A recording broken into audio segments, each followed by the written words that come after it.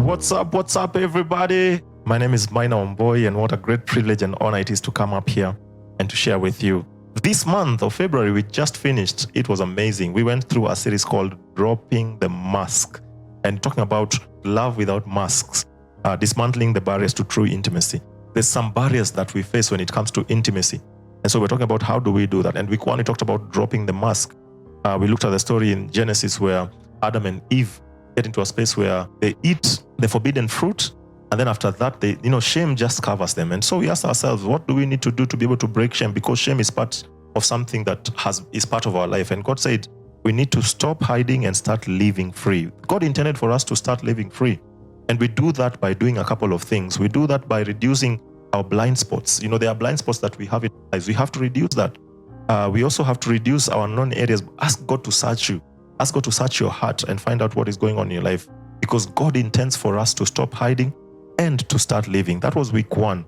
And then when it came to week two, we talked about a family affair, and we looked at the life and the family of a man called Jacob.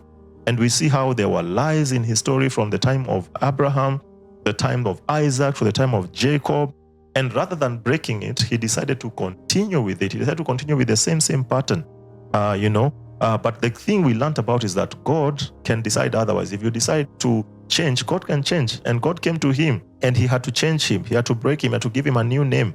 And that new name was Israel. He turned from Jacob to Israel because God wanted him to know that he needs to break all these things that are happening in his family.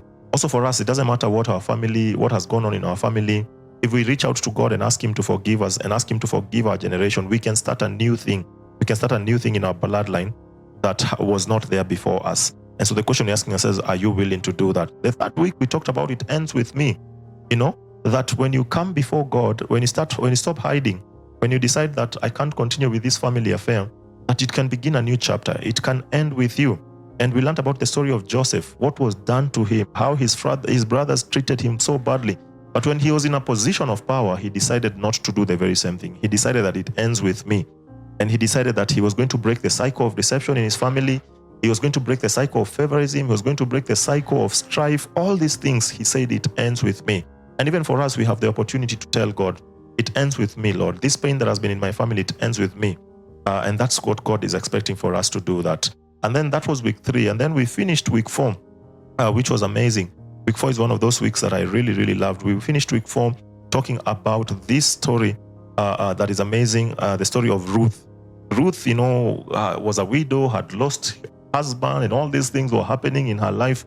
But then she decided that I'm going to leave my comfort zone and go into a space that I am not known, a place that I'll be looked down upon, a place where people will not want to associate with me. But because I believe God has called me, I will go there and do it. And she went and followed Ruth. And because of that, someone who was a widow, someone who was a Moabite, who was not even in God's plan, decided that they're going to do the right thing. And God decided that through them, the genealogy of Jesus, the genealogy of King David, she's going to be part of it. And so God can take your life. God can look past your history and call you into your destiny. Her destiny was to be someone that was going to be part of bringing the greatest king, and even the savior of this world was going to come through that generation. And she decided to do it different and to follow God. And even for us, when we decide to do that, let's bring our history before God, because when we bring it before God, he has the power to use it and change it for his glory. So I hope that this month, Love Without Mask has been something that has been helpful to you. Hope that it will be something that will set you free from the chains that the enemy might put in your life. God bless you. This has been Maina Omboy. Till next time, God bless. Bye.